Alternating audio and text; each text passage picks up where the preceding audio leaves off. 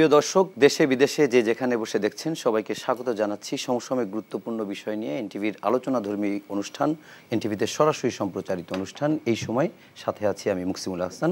আমরা আলোচনা করব দিনের গুরুত্বপূর্ণ বিষয়গুলো। তার আগে একটু আমরা সংক্ষেপে জেনে নেব আজ দিনের গুরুত্বপূর্ণ যে খবরগুলো রয়েছে তার ভিতরে একটি হচ্ছে এসালমের নিয়ন্ত্রণে থাকা, এসালম গ্রুপের নিয়ন্ত্রণে থাকা 6টি ব্যাংকের ঋণ বিতরণে নিষেধাজ্ঞা দিয়েছে বাংলাদেশ ব্যাংক। ফলে এই সমস্ত ব্যাংক নতুন করে ঋণ বিতরণ করতে পারবে না, আগের ঋণ নবায়নও করতে পারবে না। ব্যাংকগুলোর মধ্যে ইসলামী ব্যাংক বাংলাদেশ লিমিটেড, সোশ্যাল ইসলামী ব্যাংক, ফার্স্ট সিকিউরিটি ইসলামী ব্যাংক, ইউনিয়ন ব্যাংক, গ্লোবাল ইসলামী ও বাংলাদেশ কমার্স ব্যাংক, এই 6টি ব্যাংকের ক্ষেত্রে এই নিষেধাজ্ঞাটি দেওয়া হয়েছে। এর বাইরে দুর্নীতির অনুসন্ধানের সিদ্ধান্ত নিয়েছে দুদক। মূলত গত সরকারের, আওয়ামী লীগ সরকারের যে বেশ 18 জন মন্ত্রী প্রতিমন্ত্রী এবং 23 জন এমপি, তাদের ক্ষেত্রে এই নিষেধাজ্ঞাটা দিয়েছে। তাদের নিষেধাজ্ঞা ঠিক না, তাদের দুর্নীতির বিরুদ্ধে অনুসন্ধানের সিদ্ধান্ত নিয়েছে দুদক। এটি একটি গুরুত্বপূর্ণ সংবাদ। শেখ হাসিনার বিরুদ্ধে আরও 4টি মামলা হয়েছে, 2টি ঢাকায়, একটি চট্টগ্রামে এবং আরেকটি নারায়ণগঞ্জে। কিছুক্ষণ আগে রাত 8টার দিকে রাজধানীর বারিধারা থেকে গ্রেফতার হয়েছেন সাবেক শিক্ষামন্ত্রী, সবশেষ যিনি সমাজ কল্যাণ মন্ত্রী ছিলেন, ডাক্তার দীপুমণি, এবং তাকে মোহাম্মদপুরের একটি হত্যা মামলায় আসামি করা হয়েছে। সেই মামলায় তাকে গ্রেপ্তার করা হয়েছে। সাবেক কিছুক্ষণ আগে, ঠিক আধা ঘন্টা আগে গ্রেপ্তার হয়েছেন আরও একজন সাবেক ক্রীড়া উপমন্ত্রী, যিনি আরিফ খান জয়, তাকেও মোহাম্মদপুরের একটি হত্যা মামলায় আসামি গ্রেপ্তার দেখানো হয়েছে। এগুলো যেমন গুরুত্বপূর্ণ সংবাদ, ঠিক তেমনি আমরা আরও কয়েকটি গুরুত্বপূর্ণ সংবাদ রয়েছে। যেমন তত্ত্বাবধায়ক সরকারের ব্যবস্থা বাতিল চেয়ে সংবিধানের যে সংশোধনীটি এসেছিল, পঞ্চদশ সংশোধনী, সেটি কেন বাতিল হবে না সেটির জন্য একটি রিট করা হয়েছে, একটি রুল জারি করেছে হাইকোর্ট। এবং একই সঙ্গে আরেকটি রিট হয়েছে, সেটি হচ্ছে আওয়ামী লীগ নিষিদ্ধ এবং নিবন্ধনের বাতিলের দাবিতে একটি রিট হয়েছে। সেটি একটি গুরুত্বপূর্ণ সংবাদ। আর এর বাইরে আরও বেশ কিছু গুরুত্বপূর্ণ সংবাদ রয়েছে। সাবেক স্বরাষ্ট্রমন্ত্রী, তার একটি বিলাসবহুল গাড়ি পাওয়া গেছে, সেটি নিয়েও আমরা সময় পেলে আলোচনা করব। ইত্যাদি আরও কয়েকটি গুরুত্বপূর্ণ বিষয় নিয়ে আমরা আলোচনা করব। আর এইসব গুরুত্বপূর্ণ বিষয় নিয়ে আলোচনার জন্য আমরা স্টুডিওতে 3 জন অতিথিকে আমন্ত্রণ জানিয়েছি। আমরা পরিচিত হব তার সঙ্গে। আমার ঠিক বামে রয়েছে শেখ রবিউল আলম, সদস্য, জাতীয় নির্বাহী কমিটি, বাংলাদেশ জাতীয়তাবাদী দল বিএনপি। তারপরে রয়েছে ডাকসুর সাবেক ভিপি নুরুল হক নূর, এবং সর্ববামে রয়েছে হাসিব আল ইসলাম, সমন্বয়ক, বৈষম্য বিরোধী ছাত্র আন্দোলন। আমরা হাসিবকে দিয়ে একটু আলোচনাটা শুরু করি। সেটি হচ্ছে, আমরা আজকে একটি আপনাদের বিজ্ঞপ্তি দেখেছি, যে বিজ্ঞপ্তিতে আমরা দেখতে পেয়েছি এর আগে আপনারা যখন কোটা সংস্কারের আন্দোলনটি শুরু করেন, তার আগে বিভিন্ন বিশ্ববিদ্যালয় ভিত্তিক এবং আপনাদের একটি সমন্বয় কমিটি ছিল, সমন্বয়কও সম্ভবত ছিল, এবং একটু বেশ বড় পরিসরে ছিল। কিন্তু নতুন যে আপনারা এখন যে 4টির মতো উপকমিটি হয়েছে, এবং একটি উপকমিটিতে 8 জন, আরেকটি উপকমিটিতে 18 জন, একটিতে 3 জন এবং আরেকটিতে 2 জন। তো আমি একটু আপনার কাছে এই জিনিসটি জানতে চাই যে এই যে নতুন উপকমিটি বলি বা নতুন যে নাম হলো, এখানে কি নতুন নাম আছে না আগের নামই? এটি কি মানে এটি কি এখন একমাত্র, নাকি এটি সংযোজন, নাকি আগেরটাও থাকবে? আচ্ছা দেখুন, এখানে আমি যে বিষয়টি ক্লিয়ার করতে চাই, আমাদের যে আগের যে কমিটিগুলো ছিল, সেই কমিটি বিশ্ববিদ্যালয়গুলোতে যেগুলো ছিল, যেগুলো আমরা 5ই আগস্টের পূর্বে কমিটিগুলো দিয়েছি, সেই কমিটিগুলো আছে। আজকে যেটা ঘোষণা করা হয়েছে সেটা হচ্ছে, আমি কমিটি না, আসলে আমি এটাকে সেল বলবো। দেখুন, আসলে আমাদের যেই ফ্যাসিবাদের পতনের পর থেকে আমাদের কাজগুলো কিন্তু অনেক বেড়ে গেছে। সুতরাং আমাদের কিন্তু বেশ কিছু কাজের সেক্টরগুলো ভাগ করতে হবে। এখন আমরা যেটা চাচ্ছি যে আমাদের কাজের সেক্টরগুলো ভাগ করা হোক, সেজন্য আমরা কিন্তু বেশ কিছু উইং আমরা তৈরি করেছি। যেমন আমাদের অর্গানাইজিং উইং আছে, সেটা হচ্ছে যে সারা দেশে কিন্তু আমাদের অনেক এলোমেলো কমিটি হয়, সেই কমিটিগুলোকে অর্গানাইজ করবে। এরপরে হচ্ছে আমাদের যেই কর্মসূচিগুলো থাকবে, সেই কর্মসূচি ইমপ্লিমেন্টেশন বা বাস্তবায়নের জন্য আমরা একটা উইং করেছি। এছাড়া আমরা মিডিয়া কমিউনিকেশন উইং করেছি, এবং হচ্ছে অথরাইজেশন উইংও আমরা করেছি। সুতরাং এই উইংগুলো করা হচ্ছে আমাদের যারা সমন্বয়ক ছিল, সমন্বয়কদের মধ্যে থেকেই একটা উইং করা হয়েছে যে এই কয়জন এই দায়িত্বগুলো পালন করবে।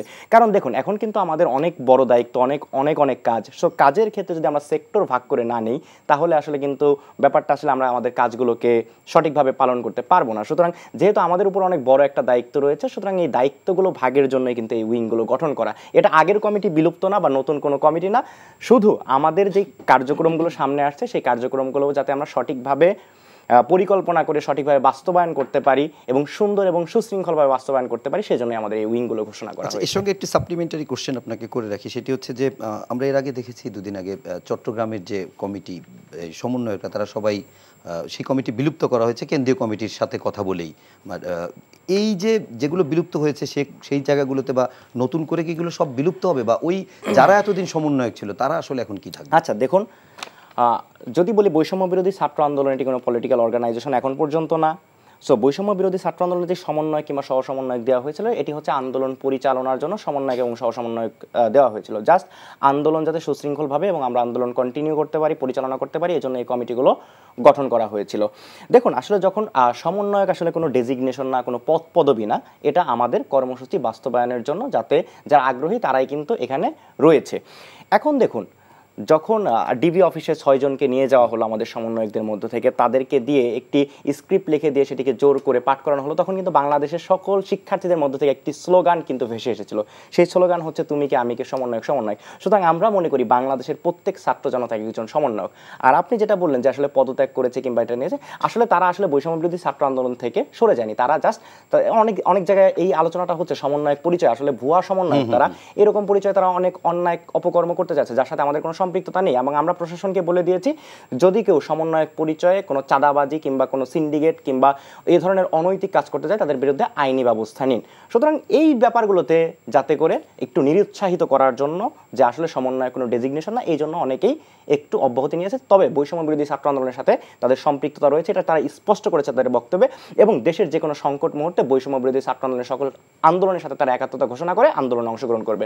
সুতরাং এখানে ভাগ বিভাজনের আসলে তেমন কিছু আমি দেখছি না। আমি একটু নূরকে এই প্রসঙ্গের সঙ্গে একটু মিলায় জিজ্ঞেস করতে চাই, যেহেতু আপনি এক সময় এই কোটা সংস্কার আন্দোলন করেছেন, ডাকসুর ভিপিও হয়েছেন, পরবর্তীতে সেন্ট্রালি পলিটিক্যাল সংগঠনও করছেন।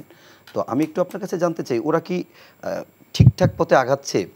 একটু বড় করে করি তাহলে সুবিধা হবে, নাকি ধরেন একটু খোলামেলাভাবে বলতে গেলে যে সবাই তো এখন স্টুডেন্টের পরে ভরসা করে, বিভিন্ন বিশ্ববিদ্যালয়, স্কুল, কলেজ, সে জায়গা থেকেও দেখছি যে সেখানকার শিক্ষার্থীরা আগে যতটা প্রতিবাদী ছিল বা সংস্কারে মনোযোগী ছিল, এখন আরও বেড়েও গেছে। অনেক জায়গায় দেখছি আজকে উপদেষ্টারাও অনেক জায়গায় হেনস্থ হয়েছে যে তখন এই বৈষম্য বিরোধী ছাত্র আন্দোলনে তারা যেয়ে আবার পরিবেশ শান্ত করার চেষ্টা করছে।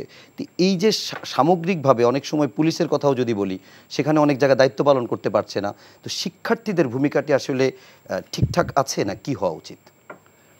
প্রথমে আমি বিশেষ করে হাসিব থাকায় ধন্যবাদ জানাই যে যারা এই বৈষম্য বিরোধী আন্দোলনের নেতৃত্ব থেকে একটা সফল গণ অভ্যুত্থান ঘটিয়েছে, যারা নিহত হয়েছেন তাদের প্রতি শ্রদ্ধা, যারা আহত হয়েছেন তাদের সুস্থতা কামনা করছি। এখন পর্যন্ত still I think they are in right track, এবং আমি একদিকে আমার একটা সফলতা, একদিকে একটা ভালো লাগা, একটা তৃপ্তি আছে। খুব অল্প বয়সে আমরা যেমন লাইক 18তে শুরু করেছিলাম কোটা সংস্কার আন্দোলন, সেখান থেকে সাকসেসফুল মুভমেন্টের পরে 19-এ ডাকসু নির্বাচন হয়েছে, ভিপি হয়েছি। 2021 সালে আমরা বলেছিলাম যে কোটা সংস্কার থেকে রাষ্ট্র সংস্কার প্রয়োজন, রাষ্ট্র সংস্কারে তারুণ্যকে সামনে এগিয়ে আসতে হবে, যে তারুণ্যের রাজনীতি প্রয়োজন, রাজনীতিতে নতুনত্ব প্রয়োজন, নিউ ডিসকোর্স প্রয়োজন, যার ফলে আমরা 2021 সালে 26 অক্টোবর গণ অধিকার পরিষদ নামক রাজনৈতিক একটি দল ঘোষণা করি। এবং হাসিব সহ এখনকার মানে এই আজকে আমাদের দুজন অনারেবল অ্যাডভাইজার, আসিফ আমার সাথে, নাহিদ আমার প্যানেলে, কিন্তু আমরা একসাথে সংস্কৃতি সম্পাদক নির্বাচন করেছিল, আসিফ ছাত্র অধিকারের বিশ্ববিদ্যালয়ের সভাপতি ছিল। সো অনেক অ্যাক্টিভিস্টরা, লিডাররা যারা সরাসরি আমরা একসাথে কাজ করেছি, সেই যে একটা সন্তুষ্টির জায়গা যে ওকে তাহলে আমরা একটা মেধাবী টিম একসাথে কাজ করেছিলাম। এবং আমি যেটা দেখেছি তাদের চিন্তা ভাবনা আসলে হয়তো বয়সে আমার জুনিয়র, একাডেমিক জুনিয়র, আমি তাদের নেতা ছিলাম, কিন্তু তাদের চিন্তা ভাবনা আমার চেয়েও দেখেছি যে খুব উন্নত, মানে হাইলি পলিটিক্যাল, হাইলি আপনার সোশ্যালি কানেক্টেড, ইন্টারন্যাশনালি চিন্তাভাবনাগুলো ভালো। তো সেই জায়গা থেকে আমার একটা ব্যক্তিগত সন্তুষ্টির জায়গা। তো এখন তাদেরকে ধন্যবাদ দিতে হয় যে, এবং আমরা রবিউল ভাই একটা বড় পার্টি বাংলাদেশের নেতৃত্ব দিচ্ছে, এই যে বৈষম্য বিরোধী যে ছাত্র আন্দোলন তো শুরু ছিল ক্যাম্পাসে, পরে সেটা ছাত্র জনতার আন্দোলনে পরিণত হয়েছে। সেখানে কিন্তু এভরি স্টুডেন্ট উইং, সেটা বলেন যে ছাত্র অধিকার, ছাত্র দল, শিবির, সব পলিটিক্যাল কিংবা non political student wing organization কিন্তু এই প্ল্যাটফর্মকে সাপোর্ট করেছে, যার ফলে তারা স্ট্রেন্থেনিং হয়েছে। এবং একটা পর্যায়ে বিশেষ করে 18 এবং 17 তারিখ যে তাণ্ডবটা চলেছে, সরাসরি গুলি, হেলিকপ্টার থেকে মানুষ মারা, তখন কিন্তু আমরা পলিটিক্যাল পার্টিগুলোর সাথে আলাপ করে পলিটিক্যাল পার্টি যেন ছাত্রদের সংহতি রাখে, তাদের সাপোর্টে দাঁড়ায়, আমরা এই কানেক্টিভিটিটা করেছি। যে কারণে কিন্তু বিএনপির টপ লিডার থেকে শুরু করে আমি যাদের সাথে কথা বলছিলাম, বিশেষ রিজভী ভাই, আমি, খসরু ভাই, আমরা ওই দিন রাতেই কিন্তু গ্রেপ্তার হয়ে যাই। আমরা কিন্তু সবাই সাপোর্ট দিয়েছিলাম। কেন?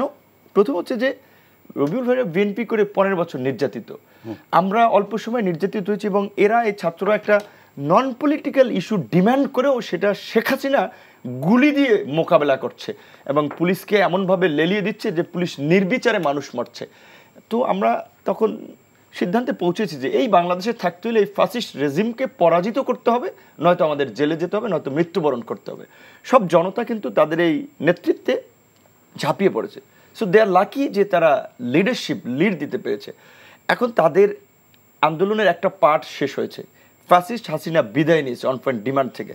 এখন সেকেন্ড ধাপে যেটা ছাত্রদের, জনতার, ইভেন আমি মনে করি রবিউল ভাইয়েরও দাবি যে একটা স্টেট রিফর্ম, কারণ শেখ হাসিনা এই রাষ্ট্রকে যেভাবে একটা ফ্যাসিস্ট রাষ্ট্রে পরিণত করেছে, রাষ্ট্রের অর্গানগুলো, আমরা যদি জুডিশিয়ারি, আমরা যদি ইলেকশন কমিশন, আমরা যদি বলি অ্যাডমিনিস্ট্রেশন, কোনোটা ফাংশন করছে না। কারণ যদি ফাংশন করতো তাহলে পাকিস্তান আমলে কি মুক্তিযুদ্ধ হয়েছে? হেলিকপ্টার থেকে নিরীহ বাঙালিদেরকে গুলি করে মেরেছে। শেখ হাসিনা নিজেকে একটা ডেমোক্রেটিক গভর্নমেন্টের প্রাইম মিনিস্টার দাবি করে শেখ হাসিনা এটা করেছে, বিকজ শেখ হাসিনা পুলিশকে তার লাঠিয়াল বাহিনীতে পরিণত করেছে, র্যাবকে তার গুম বাহিনীতে পরিণত করেছে, জুডিশিয়ারিকে তার পকেটে ঢুকিয়েছে, সমস্ত প্রতিষ্ঠানগুলোকে সে আপনার দখল করেছে।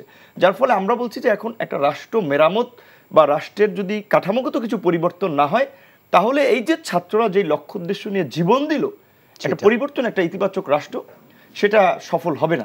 এখন একটু আমি শেষ করছি যে সেটা করতে গিয়ে এখন ছাত্র আন্দোলনের সাথে সংশ্লিষ্ট কেউ ছিল, কেউ ছিল না, কিছু কাজ করছে যেটা আবার মানুষ ভালোভাবে নিচ্ছে না। সেই জায়গা থেকে আমি মনে করি যে যারা আন্দোলনের নেতৃত্ব দিয়েছে তাদের এই বিষয়টাতে সতর্ক থাকতে হবে, এবং আন্দোলনে যেভাবে সকল ছাত্র সংগঠনগুলোকে নিয়ে মাঠে ফাইট দিয়েছে, ছাত্রলীগ, যুবলীগের গুন্ডা পান্ডা অস্ত্রধারী ক্যাডারদেরকে পরাজিত করেছে, আগামীর বাংলাদেশ বিনির্মাণেও সবাইকে নিয়ে কিন্তু তাদের থিঙ্ক করতে হবে। আমরা আবার আসবো নূর, আমরা একটু মানে প্রথম পার্টে একটু রবিউল ভাইয়ের বক্তব্য শুনতে চাই। রবিউল ভাই, আপনার কাছে এই যে নূর যে কথাটা দিয়ে শেষ করলো যে শিক্ষার্থীরা কাজ করছে, কিন্তু কিছু সব কাজ, কিছু কয়েকটা কাজ সমালোচনাও হচ্ছে অনেক জায়গায়, তো এভাবে যদি সমালোচনা হতে থাকে বা যদি শিক্ষার্থীরা যদি এরকম করতে, যে একটা পর্যায়ে মানুষের বিরক্তিও তো তৈরি হতে পারে, তো স্টুডেন্ট এবং পলিটিক্যাল পার্টি এরা এক এলাইতে কিভাবে কাজ করতে পারে, যেহেতু আপনি একটি বড় রাজনৈতিক দলের নেতৃত্ব দিচ্ছেন কেন্দ্রীয় কমিটিতে? ধন্যবাদ আপনাকে, প্রিয় দুই সহ আলোচক এবং যারা এই মুহূর্তে সাথে যুক্ত আছেন।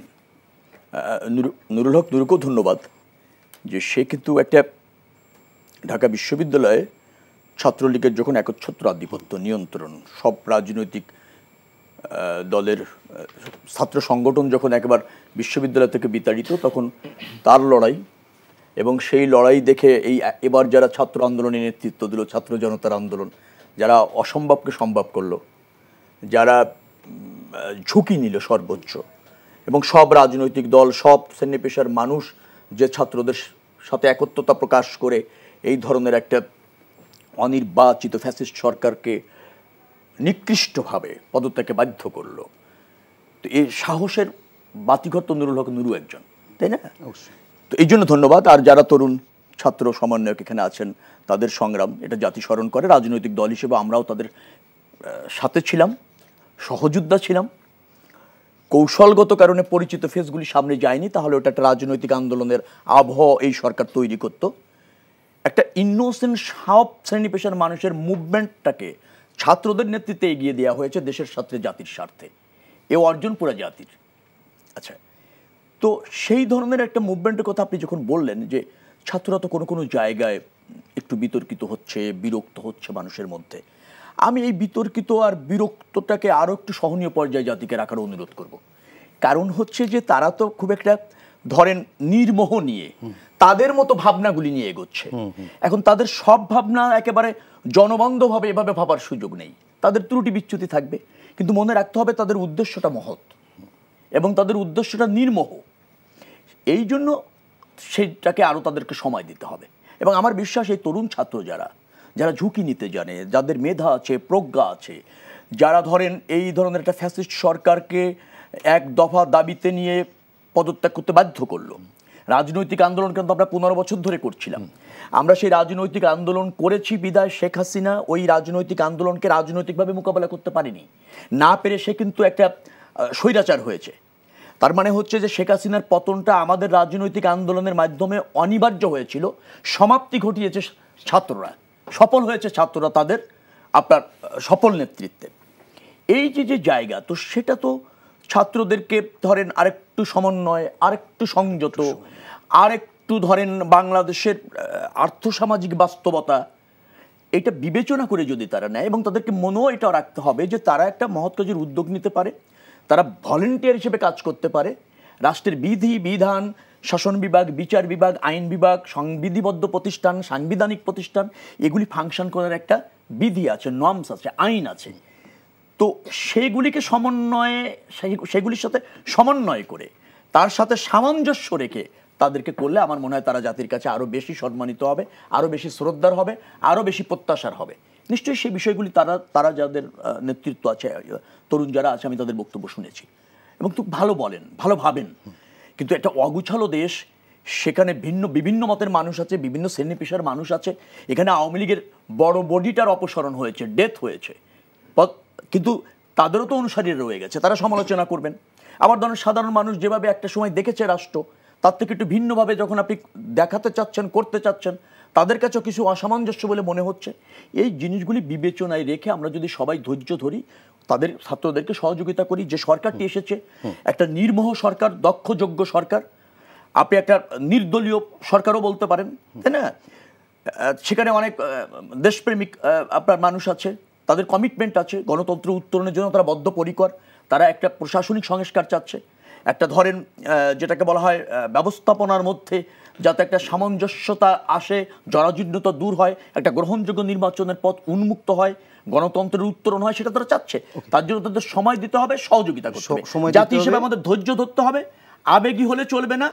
শেখ রবিউল আলম বিএনপির কেন্দ্রীয় কমিটির সদস্য রয়েছেন, ডাকসুর সাবেক ভিপি নুরুল হক নূর এবং হাসিব আল ইসলাম, সমন্বয়ক বৈষম্য বিরোধী ছাত্র আন্দোলন। হাসিব, আপনার কাছে আবার যেতে চাই, সেটি হচ্ছে যে আপনাদের নেতৃত্বে ছাত্র জনতার যে অভ্যুত্থান হয়েছে, তাতে আমরা দেখেছি যে 5 তারিখে শেখ হাসিনা তিনি পদত্যাগ করে দেশ ছেড়ে পালিয়েছেন এবং এই সরকারের পতন হয়েছে 15 বছর, 15.5 বছর পর। আপনারা এটিকে প্রাথমিক বিজয় বা প্রথম ধাপ বলছেন। আমি আপনার কাছে জানতে চাচ্ছি আপনাদের এর পরের ধাপ কি, আর চূড়ান্ত বিজয় কবে আসবে? আচ্ছা, দেখুন, আমরা কিন্তু 4 আগস্ট যে শহীদ মিনারের প্রাঙ্গণ থেকে আমরা একটি ছাত্র জনতার অভ্যুত্থানের ঘোষণা দিয়েছিলাম। সেই ঘোষণায় আমরা খুবই সুস্পষ্টভাবে বলেছিলাম যে ফ্যাসিবাদের পতন এবং ফ্যাসিবাদের ব্যবস্থার সম্পূর্ণ বিলোপ নিশ্চিত আমরা করব। ফ্যাসিবাদের পতন আমরা নিশ্চিত করতে পেরেছি। সুতরাং আমরা আমাদের যে চূড়ান্ত বিজয়ের আমরা প্রথম ধাপ কিন্তু আমরা অতিক্রম করতে পেরেছি। এবং আমাদের সামনে যে বিষয়টা আছে সেটা হচ্ছে যে ফ্যাসিবাদী যে ব্যবস্থাটা রয়েছে বা বাংলাদেশে যে বিদ্যমান একটা ফ্যাসিস্ট কাঠামো রয়ে গেছে, এই কাঠামোর সংস্কার করা। এখন দেখুন, আওয়ামী দুঃশাসন আমলে কি হয়েছে, এই ফ্যাসিস্ট আমলে বাংলাদেশের যতগুলো একটা রাষ্ট্রে যতগুলো প্রতিষ্ঠান থাকা দরকার, প্রতিষ্ঠানগুলো স্বাধীনতা থাকা দরকার, সেই প্রতিষ্ঠানগুলো কিন্তু আসলে সেভাবে স্বাধীন ছিল না তাদের আমলে। দেখা গেছে জুডিশিয়ারি থেকে শুরু করে, অ্যাডমিনিস্ট্রেশন থেকে শুরু করে, পুলিশ বাহিনী থেকে শুরু করে সবাই কেন যেন যে সেই আওয়ামী লীগের টোনে, আওয়ামী লীগ যেভাবে বয়ান তৈরি করে, দেখুন একটা রাজনৈতিক দল একটা বা অ্যাডমিনিস্ট্রেশনের মধ্যে তো পার্থক্য থাকতে হবে, তাই না? এখন উবাইদুল কাদের যেভাবে বলছেন সেভাবে যদি একজন সচিব কথা বলেন কিংবা পুলিশের একজন ঊর্ধ্বতন কর্মকর্তা যদি ঠিক একই সেম টোনে কথা বলেন, তাহলে আসলে তো সেটা তো একটা সভ্য রাষ্ট্র হতে পারে না। একটি সভ্য রাষ্ট্রের তো বেশ কিছু বৈশিষ্ট্য থাকবে, তাই না? কিন্তু এটি তো কাঠামোতে তো নাই এইভাবে কথা বলবে। হ্যাঁ, কথা বলার তো এই কাঠামো নাই, কিন্তু তারা তো এটাকে এইভাবে নিয়ে গেছে বা আমরা এই চর্চাটা দেখতে পেয়েছি। যেমন পুলিশের ঊর্ধ্বতন কর্মকর্তারা আমাদের আন্দোলনের সময় অনেকবারই বলছেন জামাত বিএনপির এইটা সেটা।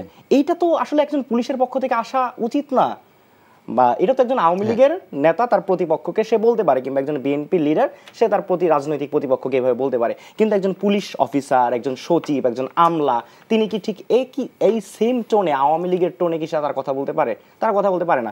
সমস্ত রাষ্ট্রীয় প্রতিষ্ঠানগুলোকে ডিসফাংশনাল করে দেওয়া হয়েছে। জুডিশিয়ারিকে স্বাধীনতা দেওয়া হয়নি। জুডিশিয়ারিকে মানে হচ্ছে যেই শেখ হাসিনা ছিলেন তিনি যেভাবে চাইতেন সেইভাবে জুডিশিয়ারির রায়গুলো আসতো, সরকার যেটা চাইতো সেভাবে রায়গুলো আসতো। এটা তো একটা সভ্য রাষ্ট্রের মানে প্রতিষ্ঠানগুলো হওয়া উচিত না এইভাবে। কিংবা অনেক সময় আমরা বিচারকদেরও দেখতে পেয়েছি যে কিরকম একজন পলিটিক্যাল অর্গানাইজেশন বা একজন পলিটিক্যাল লিডারের মতো রায় ঘোষণা করতে, এটা তো আসলে হওয়া উচিত না কখনো এক সভ্য রাষ্ট্রের জন্য। সুতরাং এই যে একটা রাষ্ট্রে যতগুলো প্রতিষ্ঠান থাকা দরকার, সেই প্রতিষ্ঠানগুলোর স্বাধীনতা নিশ্চিত করতে হবে, সেই প্রতিষ্ঠানগুলোকে রাষ্ট্রের স্বার্থে, কোনো দলের স্বার্থে না। এতদিন আমরা দেখতে পেয়েছি বাংলাদেশের সমস্ত প্রতিষ্ঠানগুলো আওয়ামী লীগের স্বার্থে কাজ করেছে, কিংবা আওয়ামী লীগকে একটি মানে অনৈতিক সুবিধা দেওয়ার জন্য তারা কাজ করে গেছে। এটা হওয়া উচিত না। ক্ষমতায় যেই থাক না কেন, ক্ষমতায় বিএনপি আসতে পারে, ক্ষমতায় অন্য পলিটিক্যাল দল আসতে পারে, কিংবা যে কেউ ক্ষমতায় আসতে পারে, তাই বলে কি রাষ্ট্রীয় প্রতিষ্ঠানগুলো কি সেই দলটাকে সার্ভ করবে? এটা তো হবে না। আচ্ছা, আপনার আলোচনাকে একটু আগায় নেই। সেটা হচ্ছে যে এই যে ধরেন প্রতিষ্ঠানের যে চর্চা আছে সেই চর্চাগুলো পরিবর্তন করা কিংবা কাঠামো সংস্কার যেটাই বলি না কেন, সেটি আপনাদের কি মনে হয় যে এক্সিস্টিং যে সিস্টেম আছে তার ভিতর দিয়ে যে রাজনৈতিক দলগুলো আছে তারা করতে পারবে, নাকি আপনাদেরই রাজনীতিতে আসতে হবে? দেখুন, আসলে আমরা যেটা চেয়েছি যে ফ্যাসিবাদের পতন এবং ফ্যাসিবাদী ব্যবস্থার বিলোপ নিশ্চিত করা। এখন দেখুন, আমাদের ডাকে সাড়া দিয়ে সকল রাজনৈতিক মতাদর্শের লোক, বাংলাদেশের সর্বস্তরের ছাত্র জনতা, শ্রমিক সবাই কিন্তু আমাদের ডাকে সাড়া দিয়ে তাদের জীবনকে উৎসর্গ করেছে, রক্ত দিয়েছে রাস্তায়। তারা কিন্তু বুলেটের সামনে ভয় পায়নি, তারা জীবন বাজি রেখে যে জয় আমাদেরকে এনে দিয়েছে। সুতরাং আমাদেরও তো একটা দায়িত্ব থাকে যে এই মানুষের আশা-আকাঙ্ক্ষার প্রতিফলন ঘটানো। এখন রাজনৈতিক দলগুলোর এই ব্যাপারে একটা সুবিধা রয়েছে, যদি রাজনৈতিক দলগুলো তাদের মাঝে যে কাঠামোগত পরিবর্তন দরকার, যে রাজনীতির চর্চা এতদিন চলে এসেছিল, যে 90 সালে যেরকম রাজনীতির পুরনো যেই আধিপত্য বিস্তার, ক্ষমতা দখলের যেই রাজনীতিটার চর্চা ছিল, সেই রাজনীতির চর্চা থেকে বেরিয়ে এসে এখন সময় এসেছে পরিবর্তনের। নতুন জেনারেশন নতুন রাজনৈতিক একটা সংস্কৃতি দেখতে চায়, নতুন রাজনৈতিক বন্দোবস্ত তৈরি করতে চায়। আমরা চাই যে একটা রাজনৈতিক বন্দোবস্ত তৈরি করতে, একটি সুস্থ রাজনৈতিক পরিসর বাংলাদেশে। কিভাবে সেই বন্দোবস্তটি তৈরি হবে? সেটা হচ্ছে সচেতনতার মাধ্যমে হোক, কিংবা কোনো কাঠামোগত পরিবর্তনের মধ্যে দিয়ে হোক। সেখানে যেই ক্ষমতা আসুক না কেন, এতদিন দেখতে পেয়েছি কি গত 15 বছরে বিএনপি একটি সভা সমাবেশ কি কোনো বাধা ছাড়া করতে পেরেছে?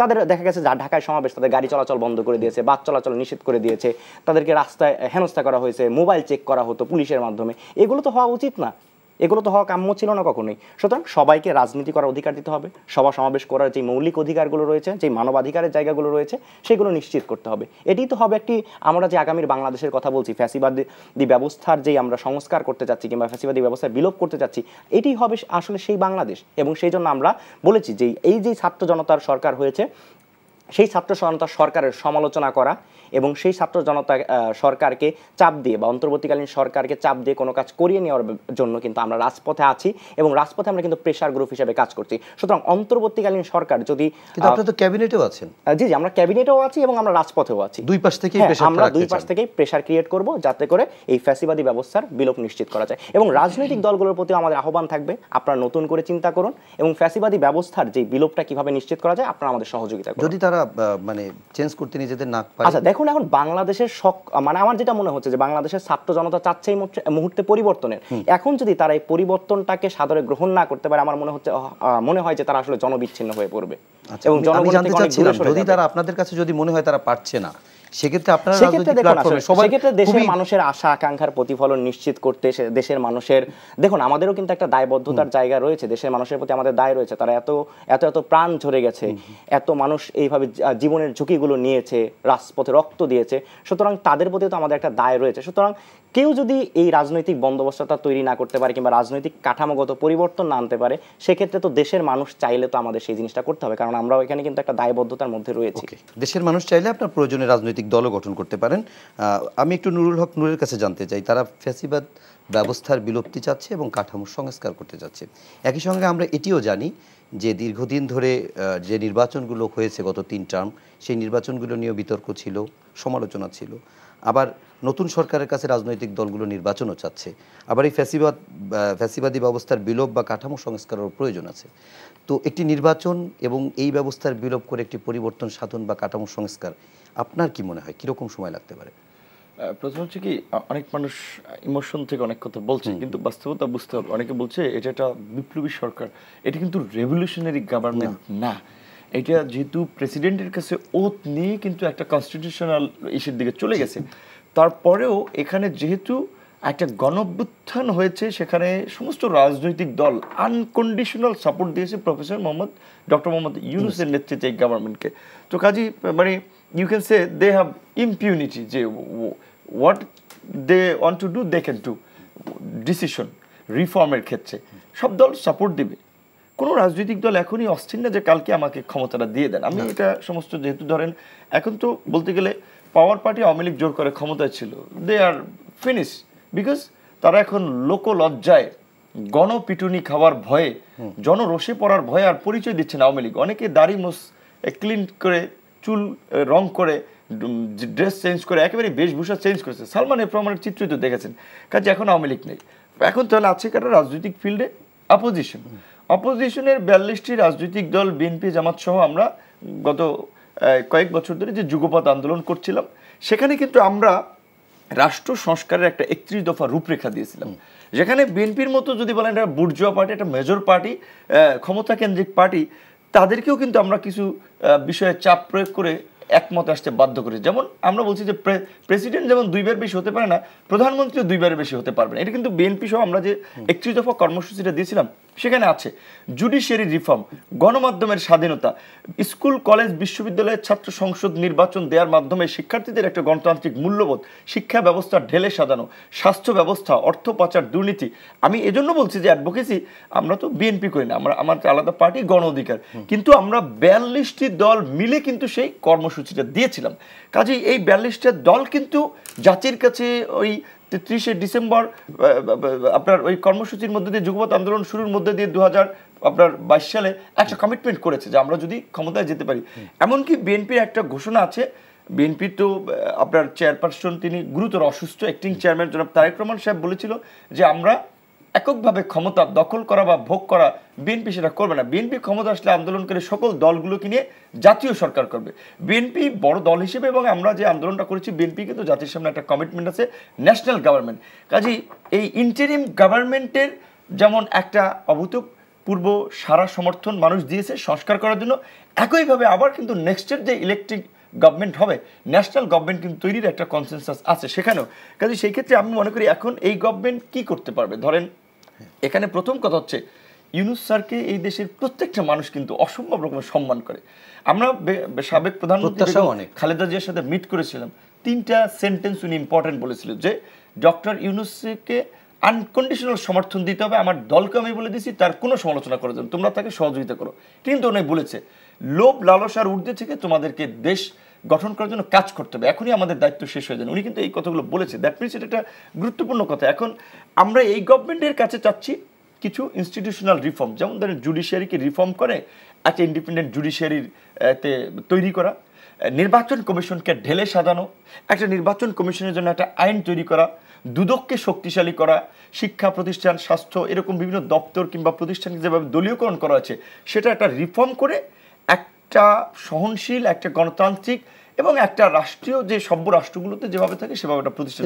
কতদিন লাগতে পারে না, এখন সেটাই আমি বলছি যে এখন আবার এই গভর্নমেন্ট যেটা করবে, এই গভর্নমেন্ট কিন্তু এখানে কিন্তু পার্লামেন্ট নাই যে আপনার আইন পাস করতে পারবে।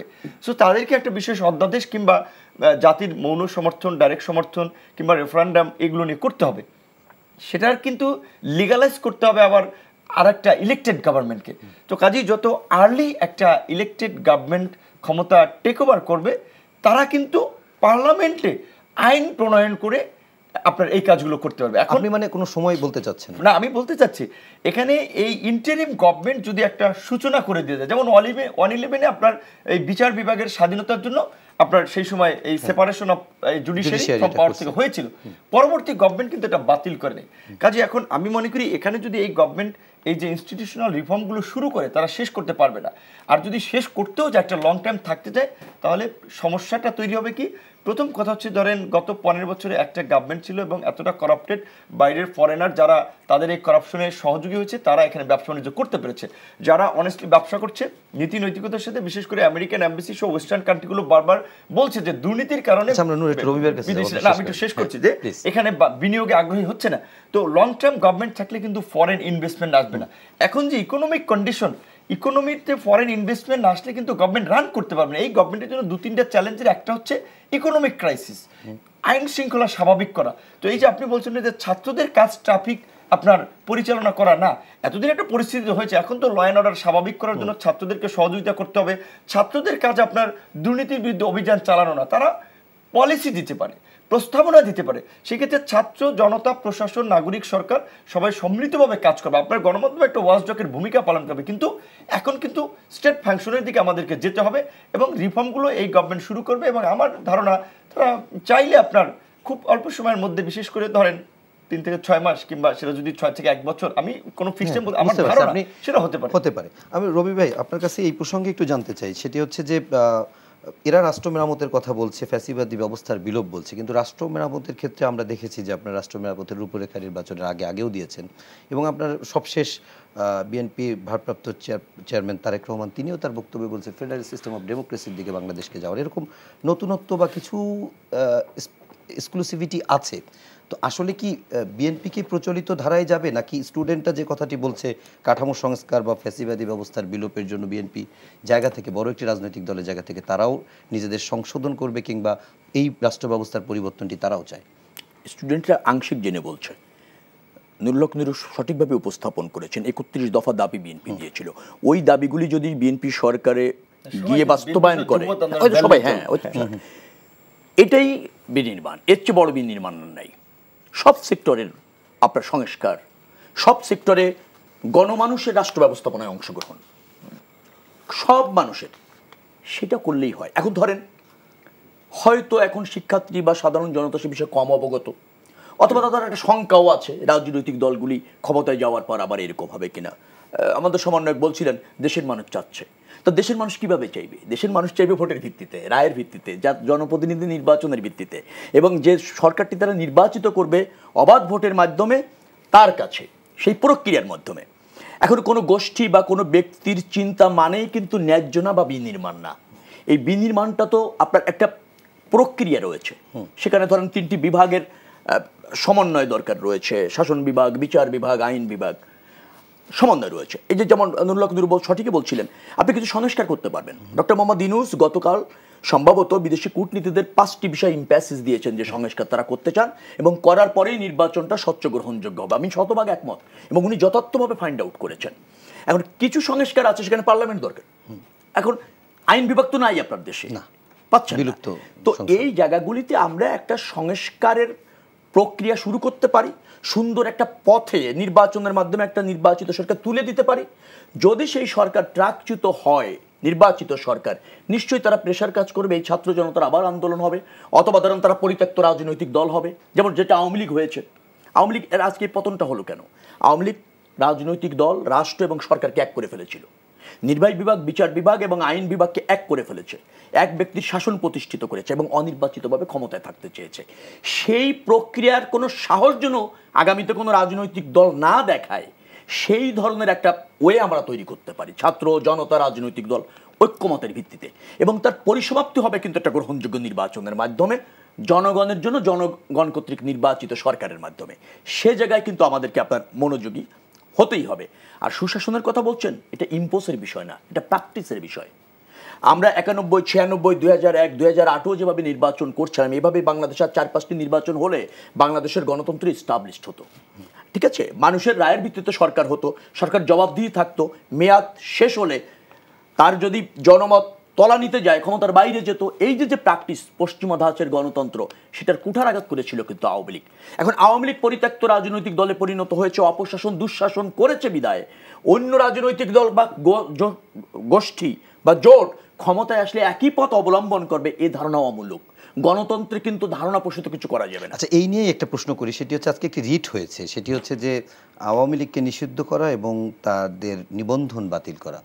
এই বিষয়ে আপনার কাছে জানতে চাই, আপনি একটি বিএনপির জাতীয় নির্বাহী কমিটির আপনি সদস্য, তো বিএনপি রাজনৈতিকভাবে কি মনে করে? না, এটা একেবারে ন্যায্য। আওয়ামী লীগের রাজনৈতিক দল হিসেবে বিচার হতে হবে।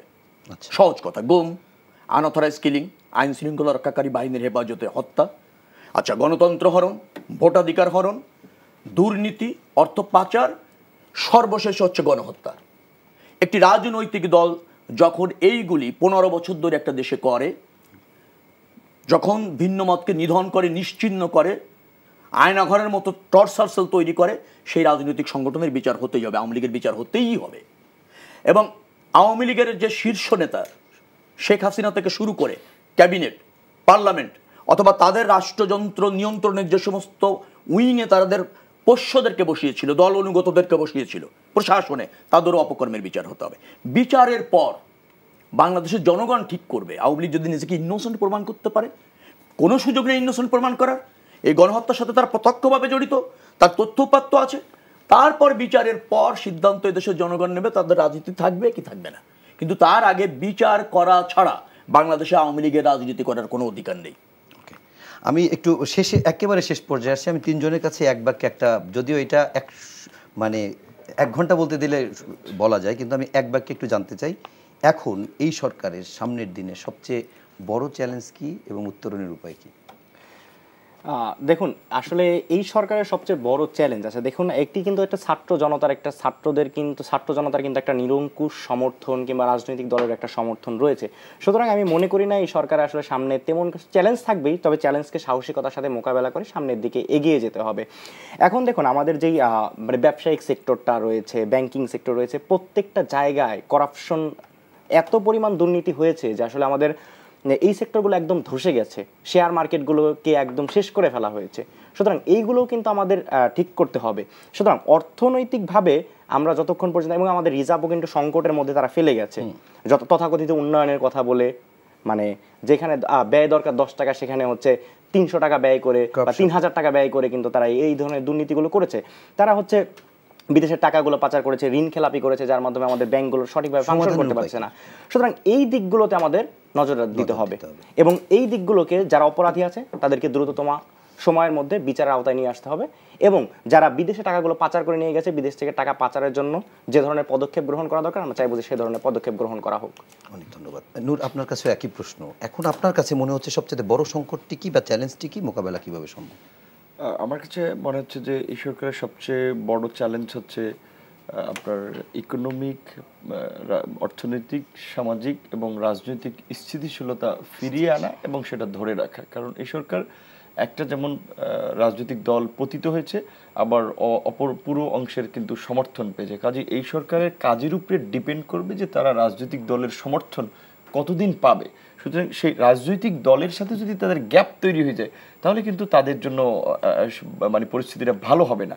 পাশাপাশি এখন আপনার বুঝতে হবে এখানে 18-20 কোটি জনসংখ্যার দেশে এখন বিশেষ করে গত এই 1.5-2 মাসের আন্দোলনে আমাদের আরএমজি সেক্টর কিংবা রপ্তানি মারাত্মকভাবে ক্ষতিগ্রস্ত হয়েছে। আমাদের যে ঋণ এবং আমাদের যে বেকারত্ব, এইটার জন্য কিন্তু ইকোনমিক স্ট্যাবিলিটি যদি না আনতে পারে তাহলে কিন্তু সোশ্যাল স্ট্যাবিলিটি তৈরি হবে না। তাহলে কিন্তু সামাজিক অপরাধ প্রবণতা, অস্থিরতা, এই রাহাজানি, হামলা মামলা এগুলো বেড়ে যাবে। এবং একই সাথে এই যে বলছি যে অপোজিশন যারা সরকারকে আনকন্ডিশনাল সমর্থন দিল, ছাত্র জনতা সহ অপোজিশন, তাদের সমর্থনটা না থাকলে কি হবে, এই যে পতিত স্বৈরাচার কিন্তু নানাভাবে সরকারকে অস্থিতিশীল করার চেষ্টা করবে। সেটা আপনারা ইতিমধ্যেই বিভিন্ন ঘটনায় লক্ষ্য করেছেন। আজকেও বিএনপি মহাসচিব মির্জা ফখরুল ইসলাম আলমগীর বলেছেন দেশের বাইরে থেকে ষড়যন্ত্র করা। রাইট। পাশাপাশি সরকার, এই সরকারকে ওই আমরা যেটা বলেছিলাম যে গুড গভর্নেন্সের পথে যাত্রাটা শুরু করতে হবে, অ্যাকাউন্টেবিলিটির পথে যাত্রাটা শুরু করতে হবে। এবং সবচেয়ে ভয়ঙ্কর যে আমাদের দেশের পরিস্থিতি, সেটা হচ্ছে সমাজের রন্ধ্রে রন্ধ্রে দুর্নীতি এবং অনিয়ম ঢুকে গেছে। কাজেই এইটাকে একটা শৃঙ্খলার মধ্যে নিয়ে আসা এবং শিক্ষা, বিশেষ করে ধরেন আমি এটা কথা বলতে চাই কারণে ওয়েস্টার্ন কান্ট্রিগুলোর একটা স্কুলের বাচ্চা জানে যে লাল বাতি সড়কে জ্বললে তাহলে গাড়ি চলবে না, সবুজ বাতি জ্বললে তাহলে গাড়ি চলবে। এটা তাদের শিক্ষা ব্যবস্থার মধ্যে, বা রাস্তায় যেখানে সেখানে পার্কিং করা যাবে না, এই যে মূল্যবোধটা, এই মূল্যবোধ সম্পন্ন একটা শিক্ষা ব্যবস্থা বা শিক্ষা কারিকুলাম তাদেরকে দেওয়া। কারণ শিক্ষা ব্যবস্থা যদি আপনি স্কুল কলেজ থেকে সেভাবে গড়ে তুলতে না পারেন তাহলে তো আপনি কোথা থেকে মানুষ হবে। কাজে এই শিক্ষার দিকে তাদেরকে একটা হাত দিতে হবে এবং এই কাজগুলো শুরু করতে হবে। অনেক সুন্দর বলেছেন। আমরা একটু সবশেষ রবি ভাই আপনার কাছেই জানতে চাই যে এখন একই প্রশ্ন, আপনি আপনার মতো করে একটু উত্তর দিবেন যে আসলেই এখন আপনার সামনে যদি এই সরকার পথ চলার ক্ষেত্রে আপনি আসলেই কোনটাকে বড় চ্যালেঞ্জ বা সংকট মনে চ্যালেঞ্জ করছেন? তারা উল্লেখ করেছে, আমি রিপিট করতে চাচ্ছি না। আমি বলছি যে চ্যালেঞ্জ কিছু আছে। হ্যাঁ। ডক্টর মোহাম্মদ ইউনূস গতকাল যে 5টি বিষয় আপনার Address ফোকাস করছেন, করেছেন, অ্যাড্রেস করেছেন, সেটাই বড় চ্যালেঞ্জ একটা ক্রেডিবল নির্বাচনের জন্য। এবং সেই চ্যালেঞ্জ মোকাবেলায় তাদেরকে দৃঢ় হতে হবে, বিকজ তাদের প্রতি রাজনৈতিক দলের সমর্থন রয়েছে, দৃঢ় কিভাবে ছাত্র হবে? সমর্থন রয়েছে। না, দৃঢ় হতে হবে, লক্ষ্যে পৌঁছানো দৃঢ়, ষড়যন্ত্র আছে, আচ্ছা। প্রতিবন্ধকতা আছে, এগুলি তো আছে। আবার ধরেন এই প্রশাসনের মধ্যেই এই সরকারকে মানে ব্যর্থ করার প্রচেষ্টা আছে। সে ব্যাপারে সজাগ থেকে লক্ষ্যে দৃঢ় থাকতে হবে, কারণ জাতি তাদের সাথে আছে, রাজনৈতিক দল তাদের সাথে আছে, ছাত্ররা তাদের সাথে আছে। তবে একটা কথা মনে রাখা দরকার, ইন্টেরিয়াম সরকার একটু যদি আমরা বলি, ইন্টারিম সরকারটা বলতে বোঝায় আকারে ছোট, মেয়াদ কম, এক দিন থেকে 1 বছরের মধ্যে এরকম বোঝায়। কিন্তু আমাদের চ্যালেঞ্জগুলি যেহেতু বেশি, আমার বিশ্বাস হচ্ছে যে তারা এই সময়ের মধ্যেই সক্ষম হবে। কিন্তু প্রয়োজনীয় সময় যেমন তাদের দরকার, কিন্তু প্রয়োজনীয় সময় যেন আবার অজুহাত না হয়ে যায়। অর্থাৎ আমি বলতে চাচ্ছি ন্যূনতম প্রয়োজনীয় সময়ের মধ্যে তারা যেন এই সংস্কারগুলি করে জনগণের অংশগ্রহণে একটা নির্বাচিত সরকারের কাছে সফলভাবে ক্ষমতা হস্তান্তরে সক্ষম হয়। সেটাই হবে জনগণের চাওয়া, সেটাই হবে তাদের সফলতা এই অন্তর্বর্তীকালীন সরকারের। অনেক ধন্যবাদ, অনেক ধন্যবাদ শেখ রবিউল আলম, নুরুল হক নূর এবং হাসিব আল ইসলাম। দর্শক, আমরাও প্রত্যাশা করি আগামীর পথে বাংলাদেশ ভালোর পথে যাবে, যেখানে এই রাষ্ট্র মেরামতের পথ আরও বেশি মসৃণ হবে। যে যে জায়গাগুলোতে সমাজের সংকট রয়েছে, যে জায়গাগুলোতে চ্যালেঞ্জ রয়েছে, সেই চ্যালেঞ্জগুলো উত্তরণ করে এই সরকার একটি সুন্দর পরিবেশ তৈরি করবে, যে পরিবেশের মধ্য দিয়ে দেশ স্থিতিশীল হবে এবং গণতান্ত্রিক প্রক্রিয়া আরও বেশি সমৃদ্ধ এবং টেকসই হবে। নির্বাচনের মাধ্যমে গণতান্ত্রিক প্রক্রিয়ায় তারা ক্ষমতা হস্তান্তর করবে, সেই প্রত্যাশা রেখে আজকের মতো শেষ করছি। সবাই ভালো থাকবেন, সুস্থ থাকবেন, শুভরাত্রি।